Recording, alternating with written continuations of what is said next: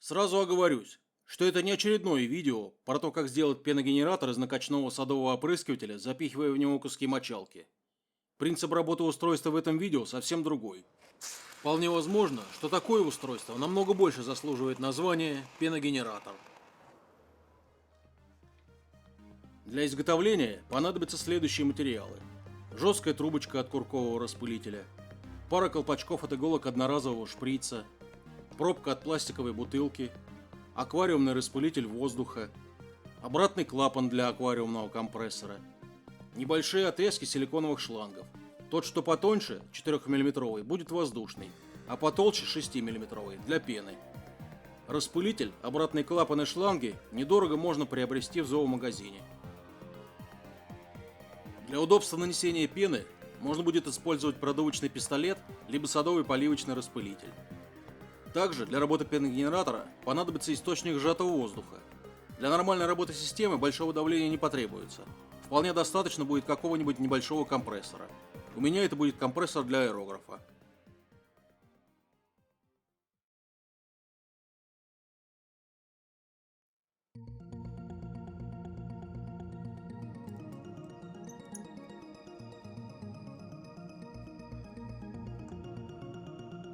Начинаю с просверливания пары отверстий в пробке. Одно под воздушный шланг, а второе под колпачок иглы шприца. Чтобы все получилось герметично, детали должны вставляться плотно, а материал пробки сверлится не очень хорошо, и края получаются рваными и неровными. Поэтому сначала делаю отверстия чуть меньше, с запасом, а в самом конце расширяю их хвостовиком резца. Так отверстия получаются нужного диаметра и почти идеально ровными.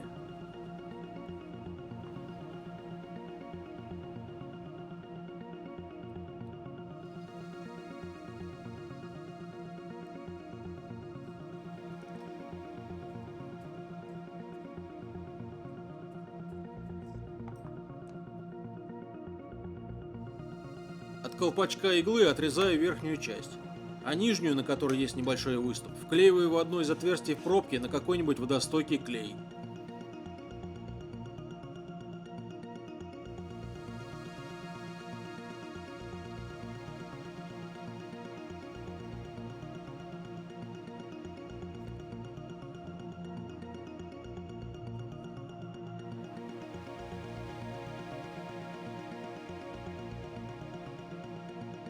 Снаружи также промазываю клеем, чтобы исключить подтекание. На всякий случай наклею сверху небольшой отрезок шланга.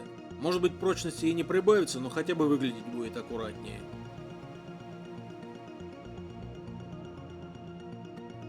В другое отверстие вставляю небольшой отрезок тонкого шланга, а в него вставляю трубочку. Жесткая трубочка нужна, чтобы воздушный распылитель не всплывал и находился на дне бутылки с шампунем.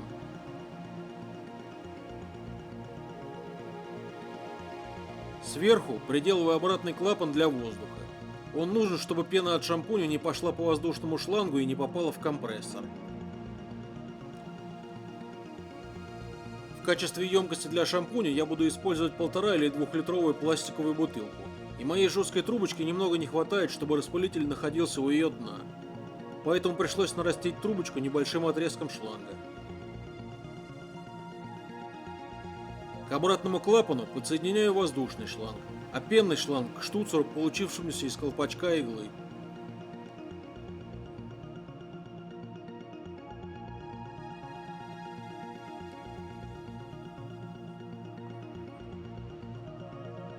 Обрезаю второй колпачок иглы. Пенный шланг у меня не очень большого диаметра, чтобы натянуть его напрямую на штуцер.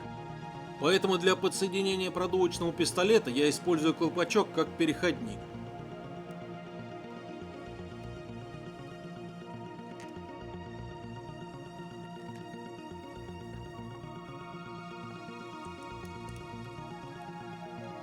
На поливочном распылителе штуцер еще большего диаметра, и шланг вообще болтается свободно. Однако все получается герметично, если вставить все те же детали в другом порядке.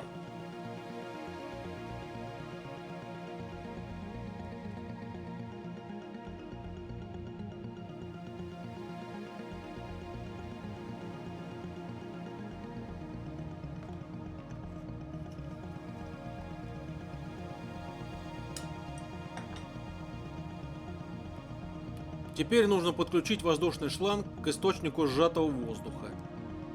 Для этого у меня есть штуцер из комплекта к аэрографу, который как раз и предназначен для подключения шлангов к компрессору.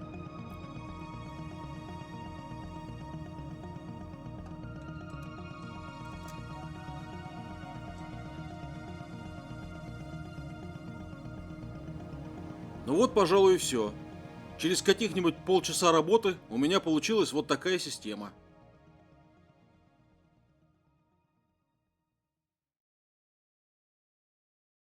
В ходе испытаний я окончательно убедился, что давление в 1,5 атмосферы вполне достаточно для такого пеногенератора. Поэтому источником сжатого воздуха, вероятно, сможет стать даже обычный насос. Также выяснилось, что не стоит злоупотреблять с длиной шланга для пены. Чем он будет короче, тем стабильнее будет подаваться пена. Поэтому шланг я укоротил примерно до 50 сантиметров. Пена получается очень густая и пышная, даже при невысокой концентрации шампуня, и напоминает пену для бритья или взбитые сливки из баллона.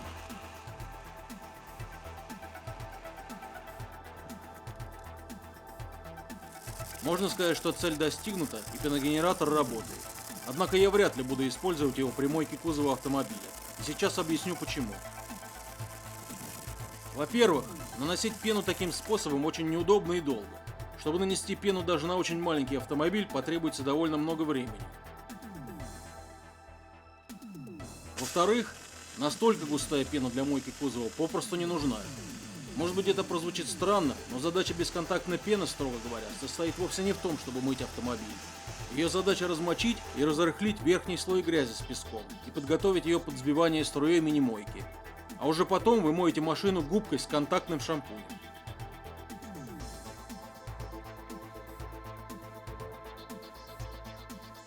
Шампунь для испытаний был разведен в пропорции примерно 1 к 40. Но даже при такой невысокой концентрации шампуня пена получается очень густая. Но, пожалуй, слишком густая для мойки кузова. Даже на вертикальной поверхности сползает очень долго. Воды в такой пене совсем недостаточное количество, чтобы быстро размочить грязь. Поэтому лучшим вариантом для мойки кузова будет приобрести обычную китайскую пенную насадку с Алиэкспресса. Консистенция пены у китайской насадки получается идеальная. Как раз такая, чтобы пена выполнила свою работу в течение пары минут. А затем сбить ее струей воды и продолжить мойку губкой с контактным шампунем. Теперь возникает вопрос. Стоило ли вообще делать пеногенератор? Можно ли будет применить его как-то по-другому? Возможно, вы знаете, что активная пена используется не только для мойки кузова, но и, например, для чистки тканевой обивки сидений автомобиля или даже ковров в вашем доме. Конечно, для этого нужна специальная химия. В видео я использую профессиональный шампунь.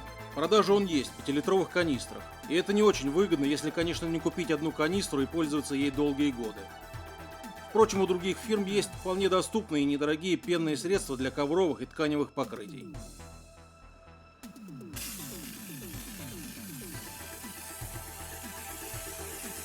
Густая пена обильно наносится на обивку сидения, затем щеткой поднимается грязь и смешивается с пеной.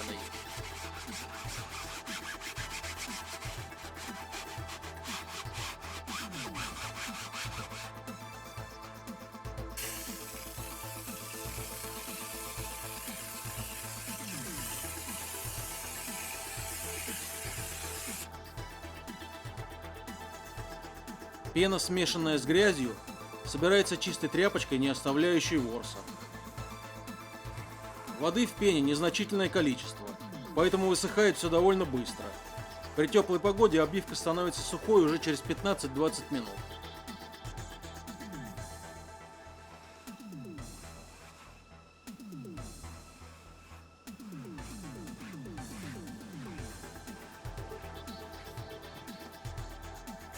При использовании в домашней уборке пену наносим на ковер и поднимаем грязь щеткой.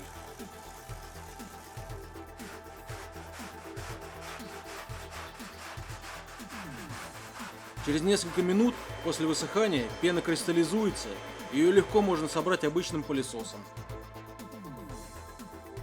В заключение скажу, что если вам нужна качественная пена для мойки кузова автомобиля, не нужно ничего выдумывать.